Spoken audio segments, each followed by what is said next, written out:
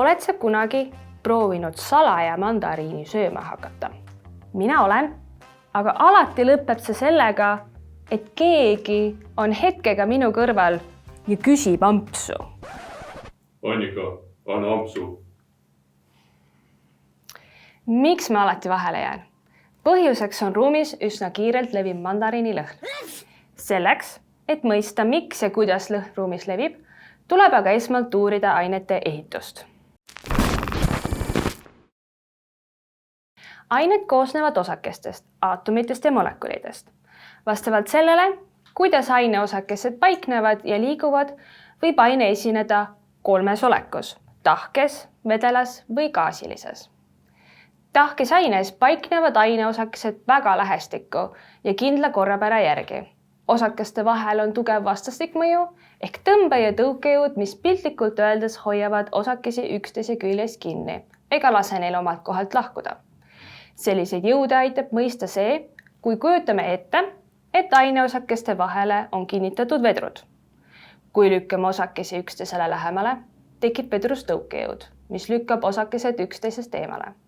Kui venitame aga osakesi üksteisest eemale, tekib vedrus tõmbejõud, mis tõmbab osakesed tagasi üksteisele lähemale. Selliselt vastastikmõjus olevatel osakestel on potentsiaalne energia. Täpselt nagu kõikidel maa gravitatsiooni väljas olevatel kehadel on gravitatsioonijõu tõttu potentsiaalne energia. See aga ei tähenda, et aineosakesed seisaksid paigal. Tahkes aines ei saa osakesed tõmbe- ja tõukejõudude tõttu vabalt ringi liikuda ja on pidevas võnkumises oma asukoha ümber. Seetõttu on neil potentsiaalsele energiale lisaks ka liikumisest tulenev kineetiline energia. Sellist aineosakeste pidevat liikumist nimetatakse soojusliikumiseks ja see esineb kõigis 3 aineolekus. Kuna tahkes aines aineosakesed on tugevalt teineteisega seotud ja võnguvad, on potentsiaalne energia suurem kui kineetiline energia. Seepärast ongi tahked ained alati kindla kujuga, nagu näiteks jääkuubik. Kõik me teame, mis juhtub siis, kui jääd hakata soojendama. Jää hakkab sulama ning sellest saab vesi ehk tahke aine muutub vedelaks. Mis siis ikkagi juhtub jääga, et see veeks muutub? Kui aine saab soojusenergiat juurde, siis hakkavad aineosakesed kiiremini liikuma. Sellest ka liikumise nimetus, soojusliikumine. Osakeste kineetiline energia kasvab ja osakeste võnke amplituud suureneb. Seega osakeste vahelised sidemed nõrgenevad ja potentsiaalne energia väheneb. Kasvanud kineetilise energia tõttu on osakesed võimelised ka oma tasakaalupunktist eemale liikuma. Tänu sellele, et osakesed liiguvad aines vabamalt ringi, muutubki aine voolavaks.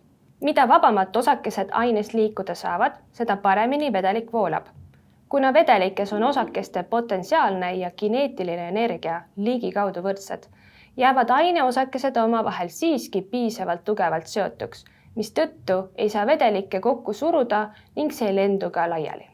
Kui tekkinud vett edasi soojendada, hakkavad aineosakesed veel kiiremini liikuma ning nende kineetiline energia kasvab.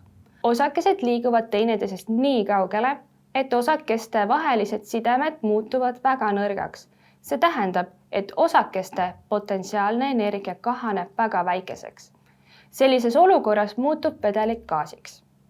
Gaasilises aines on osakeste kineetiline energia tunduvalt suurem kui potentsiaalne energia. Osakesed paiknevad üksteisest väga kaugel, liiguvad vabalt ja korrapäratult ning mõjutavad üksteist vaid siis, kui liikumise käigus kokku põrkuvad. Seetõttu on gaasid lenduvad ja täidavad alati kogu ruumi ühtlaselt ning neid on võimalik kokku suruda. Nüüd jõuamegi selleni, miks mandariini lõhn ruumis laiali kandub. Mandariini koorides satuvad imepisikesed mahlapritsmed õhu, mis on samuti gaas. Osakesed on ruumis pidevas soojusliikumises, liikudes vabalt ja korrapäratult ringi.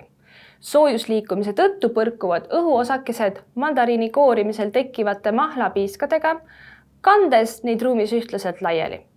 Sellist aineosakeste iseeneslikku segunemist soojusliikumise tõttu nimetatakse diffusiooniks. Mida kiiremini aineosakesed liiguvad, seda kiiremini ained segunevad.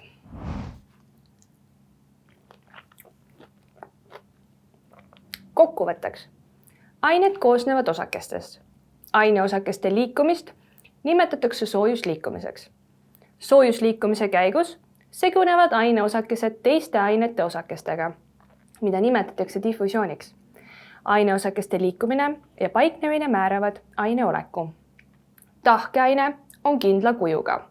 Osakeste vahelised sidemed on tugevad ning aineosakesed võnguvad oma tasakaalupunkti ümber.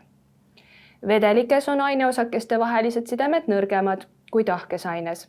Osakesed võnguvad, vahetades aeg-ajalt oma asukohta, muutes vedelikku voolavaks. Gaasis on aineosakesed pidevas korrapäratus liikumises ning osakeste vahelised sidemed on väga nõrgad. Seetõttu on gaasid lenduvad ning täidavad kogu ruumi. Aitäh vaatamast ja jaga ikka sõpradega mandariine. Kindlasti anna kommentaarides teada, kuidas see video meeldis, mis küsimusi tekitas ja muidugi telli Videoõpsi kanalit ning jälgi Videoõpsi tegemisi ka Facebookis ja Instagramis. Aga see video on vaid osa suuremast loost. Me teeme neid füüsikavideoid koostöös loodusainete õpetamise ökosüsteemi pakkuva iduettevõttega Praktikal. Ja see tähendab, et meie videod põhinevad Praktikali õpilugudel ning käivad hästi kokku teiste digiõppematerjalide ja põnevate katsetega, kus saad õpitud oma käega järgi proovida. Kui sa ei ole veel Praktikaliga tuttav, uuri kindlasti kodulehte praktikal.ee.